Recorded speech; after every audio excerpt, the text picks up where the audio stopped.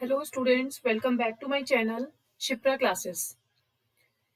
आज हम करेंगे बच्चों सीटेट जो 2026 का अभी एग्जाम है 7 और 8 को, उसके आगे की कंटिन्यू क्वेश्चंस। टॉप 100 क्वेश्चंस हमें करने हैं। हमारा टारगेट है टॉप 100 क्वेश्चंस को सॉल्व करना। 75 क्वेश्चंस हम सॉल्व कर चुके हैं। आज जो हम पढ़ने वाले हैं वो है हमारा क्वेश्चन नंबर 76। क्यों? क्योंकि हमने 75 क्वेश्चंस अपनी प्रीवियस वीडियोज में क्लियर कर लिए हैं। जिन भी बच्चों ने वो वीडियोस नहीं देखी हैं वो एक बार जाइए चैनल पर, और वो सारे पार्ट्स 15-15 करके क्वेश्चंस मैंने आपको कराए हैं, अच्छे से क्लियर किए हैं। क्योंकि इनमें से कोई भी क्वेश्चंस आ भी सकता है और आपको कॉन्सेप्ट भी क्लियर होगा कि किस तरीके से क्वेश्चंस पूछे जाते हैं। ठीक है, तो हम स्टार्ट करते हैं अपना आज का क्वेश्चन नंबर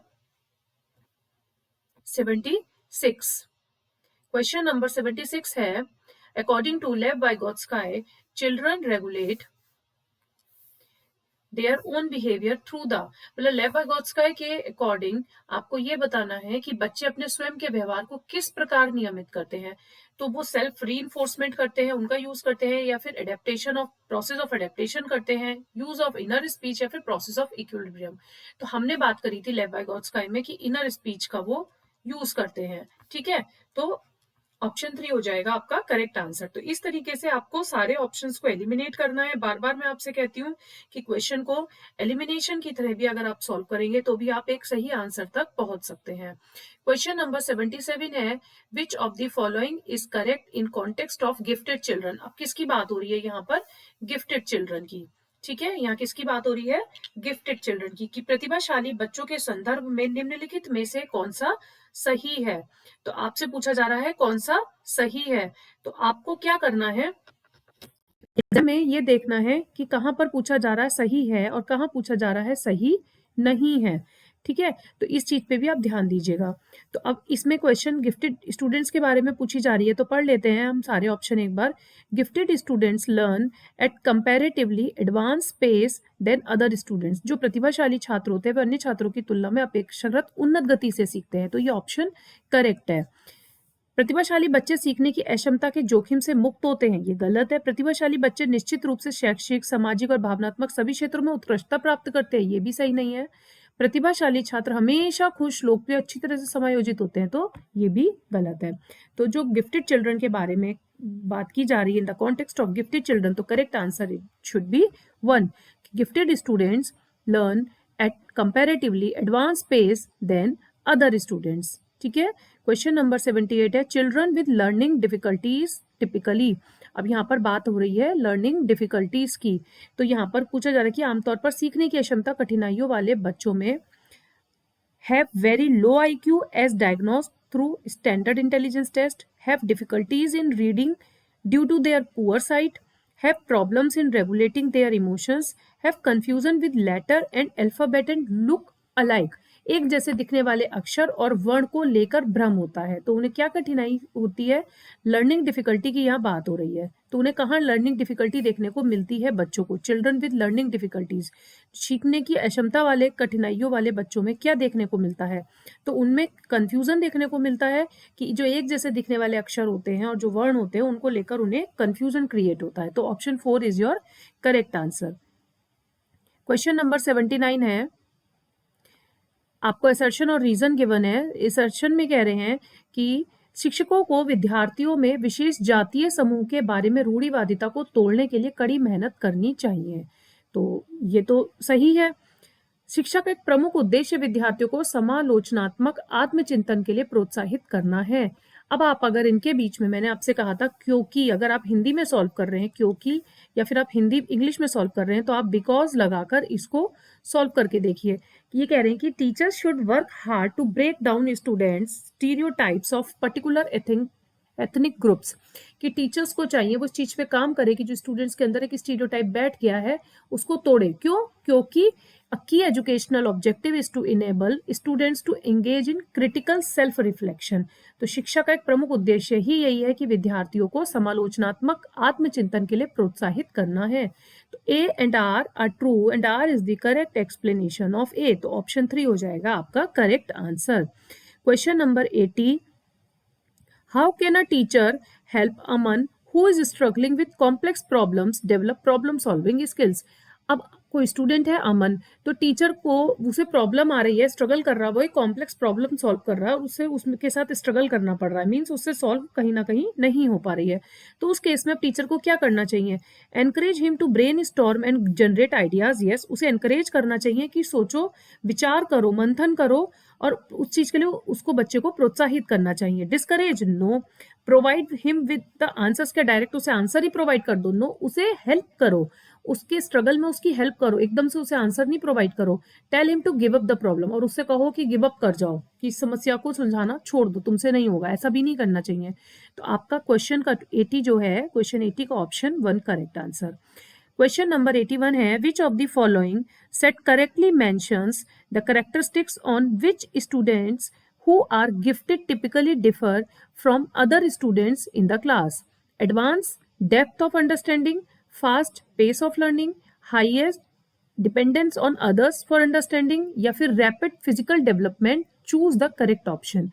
तो इसमें जैसे मैंने चारों ऑप्शन पढ़े, तो मुझे क्या लगा कि ए और बी जो है कहीं ना कहीं आपका सही आंसर है, तो ए और बी आपको मिलेगा ऑप्शन 3 में। ठीक है, अब एक बार हम हिंदी में भी समझ लेते हैं कि निम्नलिखित में से कौन सा समूह उन विशिष्टताओं का सही ढंग से उल्लेख करता है जो प्रतिभाशाली विद्यार्थियों और कक्षा में अन्य विद्यार्थियों के बीच आमतौर पर भिन्न होते हैं। समझ की अग्रवर्ती गहनता, मतलब depth of understanding.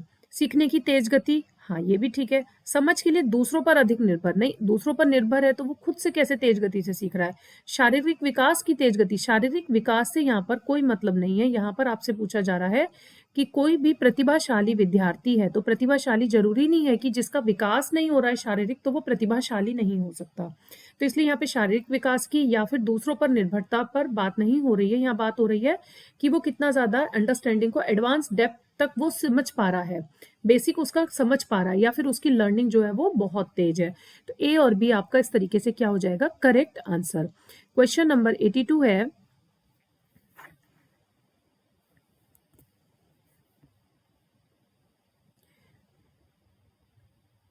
Question number 82, निम्नलिखित कथन पढ़ें। मौन विधि, ये हिंदी में ही है, ध्यान से सुनिएगा।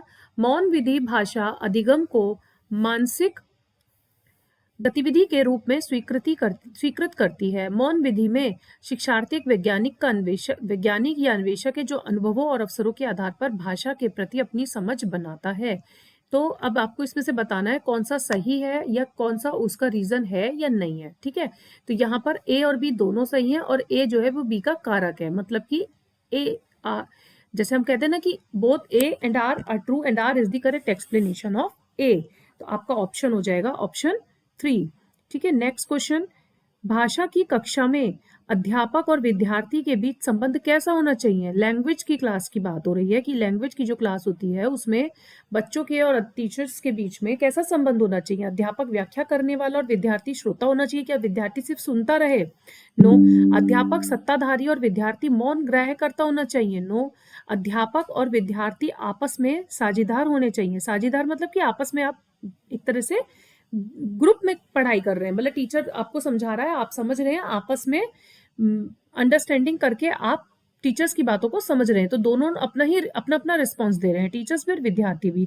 अध्यापक निर्देशक और विद्यार्थी अनुसरण, मतलब सिर्फ सुनता रहे जो टीचर कह रहा है, नहीं, अपनी राय भी रखनी चाहिए, कहाँ समझ नहीं आ रहा है या कहाँ आपको ऐसा लग रहा है कि आपको अभी और समझने की जरूरत है। ठीक है, ठीक है, तो इस तरीके से जब दोनों का रोल एक साथ प्ले होता है तब हम वहां पर कहते हैं कि वहां पर भाषा की कक्षा में अध्यापक और विद्यार्थी के बीच संबंध ऐसा होना चाहिए जैसा अध्यापक और विद्यार्थी आपस में साझेदार हो। ठीक है, तो 83 का ऑप्शन हो जाएगा ऑप्शन 3। क्वेश्चन नंबर 84 है, समूची पाठ्यचर्या में भाषा का केंद्र बिंदु किस पर होना चाहिए? सभी कक्षाओं में मुख्यतः भाषा शिक्षण, सभी विषयों की मदद से भाषा शिक्षण, विशेष सत्रों में भाषा शिक्षण, या फिर पाठ्य सहायगामी गतिविधियों के माध्यम से भाषा शिक्षण। तो सभी विषयों की मदद से भाषा शिक्षण आपका क्या है? केंद्र बिंदु पूछ रहे हैं ना, समूची पाठ्यचर्या में जो भाषा का केंद्र बिंदु है वो किस पर होना चाहिए? वो होना चाहिए सभी विषयों की मदद से भाषा शिक्षण। ठीक है, तो option 2 is your correct answer.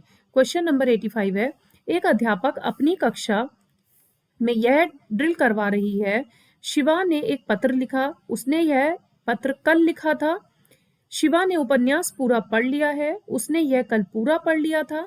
यह यहाँ अध्यापक क्या करवा रही है? तो वो संरचनात्मक अभ्यास है, कार्यात्मक है, कार्यात्मक संप्रेषणात्मक अभ्यास है, फिर सामाजिक अंत्यक्रिया अभ्यास है। तो वो क्या कर रही है? कक्षा में ड्रिल करवा रही है। उसने बताया कि शिवा ने एक पत्र लिखा, उसने ये पत्र कल लिखा था। शिवा ने उपन्यास पूरा पढ़ लिया, उसने ये कल पूरा पढ़ लिया था। तो वो एक तरह से संरचनात्मक अभ्यास करवा रही है। ठीक है बच्चों को। क्वेश्चन नंबर 86 है, विद्यार्थियों को कृतवाच्य से कर्मवाच्य बनाने में कठिनाई आ रही है। विद्यार्थियों की इस परेशानी को भांपते हुए अध्यापक कार्य संबंधित कुछ संकेत व प्रतिरूप बताती है। इस मदद के आधार पर विद्यार्थियों ने पूरे अनुच्छेद को कृतवाच्य से कर्मवाच्य में बदल दिया है। तो यह किसका उदाहरण है? तो यह उदाहरण है आपका वाइगोत्स्काई का। वाइगोत्स्काई की थ्योरी जरूर पढ़ के जाइएगा, इंपॉर्टेंट है। नेक्स्ट क्वेश्चन नंबर 87, अध्यापिका विद्यार्थियों को कुछ संकेत जैसे कहानी का शीर्षक, कहानी के पात्र, थीम, अंत और संदेश के आधार पर कहानी पूरी करने के लिए कहती है। तो यहाँ विद्यार्थी किस प्रकार की गतिविधि में शामिल है? तो वो संज्ञानात्मक रचनावाद में शामिल है। ठीक है, तो क्योंकि वो खुद से कुछ ना कुछ सोच रहा है, कुछ रचना कर रहा है, माइंड चला रहा है, तो संज्ञान मतलब अपने दिमाग में, माइंड में कॉग्निटिव की बात हो रही है, कुछ रचना कर रहा है, तो इसलिए इसका आंसर हो जाएगा ऑप्शन 1। नेक्स्ट क्वेश्चन नंबर 88 है, अध्यापिका अपने विद्यार्थियों से उसकी पहली हवाई यात्रा कहानी पर चर्चा करती है और फिर इसको कक्षा के सामने अभिनीत करने के लिए कहती है। अध्यापक विद्यार्थियों में क्या विकसित करना चाहती है? रचनात्मकता, संप्रेषण, सहयोग या समालोचनात्मक चिंतन? तो यहाँ पर चिंतन की कोई बात नहीं हो रही है, यहाँ पे वो एक तरह से कुछ रचना करने को कह रही है, बता रही है संप्रेषण की आप बताइए कैसे करना है, सामने अभिनीत करना है ना आपको जाकर कि आपकी पहली हवाई यात्रा कैसी थी और आपको बताना है वहां जाकर। तो ये तीनों ही चीजें यहाँ पर आपकी सही है, ABC। समालोचनात्मक चिंतन आपका रॉन्ग आंसर है। ठीक है, नेक्स्ट क्वेश्चन नंबर 89, सिद्धांतों को ध्यान में रखते हुए उन उपागमों की पहचान करें जो इन सिद्धांतों का अनुसरण करते हों। बोली जा रही और लिखित सामग्री की संरचना और व्याकरणिक विशेषताओं का प्रत्यक्ष रूप से शिक्षण, सामाजिक और सांस्कृतिक संदर्भों से बोली जा रही और लिखित सामग्री का जुड़ाव बनाना, ऐसे कार्य इकाइयों की योजना बनाना जिनका मुख्य केंद्र बिंदु समूची सामग्री के आधार पर कौशल विकसित करने पर हो। तो आपको क्या करना है, जो आपको बताना है कि इस सिद्धांतों को ध्यान में रखते हुए उन उपागमों की पहचान करें जो इन सिद्धांतों का अनुसरण करते हैं। तो ये जो किसका अनुसरण करते हैं? ये करते हैं कार्य आधारित भाषा शिक्षण का अनुसरण। तो ऑप्शन 1 हो जाएगा आपका correct answer. Next question number 90 है, निम्नलिखित प्रदत्त कार्य को पढ़ें और क्रियान्वयन की दृष्टि से क्रम दें। अधिगम गतिविधि की अभिकल्पना करना, निर्देश देना, मॉनिटरिंग और विद्यार्थियों की प्रगति का आकलन, पाठ्यक्रम के उद्देश्यों का उल्लेख करना, टॉपिक, थीम और स्थितियों को चिन्हित करना। तो A, B, C और D, तो ये आपको क्रम में ही दे रखा है। ठीक है, सबसे पहले आप क्या करोगे, कोई जो भी गतिविधि बना रहे हो उसके बारे में अभिकल्पना करोगे, उसके बाद में निर्देश दोगे, उसे मॉनिटर करोगे और विद्यार्थियों की प्रगति का आकलन करोगे। उसके बाद में पाठ्यक्रम के जो उद्देश्य है उनको उल्लेख करोगे और लास्ट में टॉपिक, थीम और स्थितियों को चिन्हित करोगे। तो ऑप्शन 1 आपका हो जाएगा करेक्ट आंसर। ठीक है, तो इस तरीके से आपके होते हैं क्वेश्चन नंबर 90 कंप्लीट।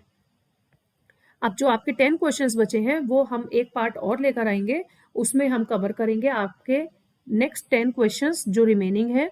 उसके बाद में देखते हैं हम क्या कर सकते हैं, क्योंकि एग्जाम बहुत पास में है अभी। आई होप आप लोगों की सभी की प्रिपरेशन पूरी हो गई होगी, इसीलिए मैं कोई टॉपिक ना करा के आपको सिर्फ क्वेश्चन सॉल्व करवा रही हूँ।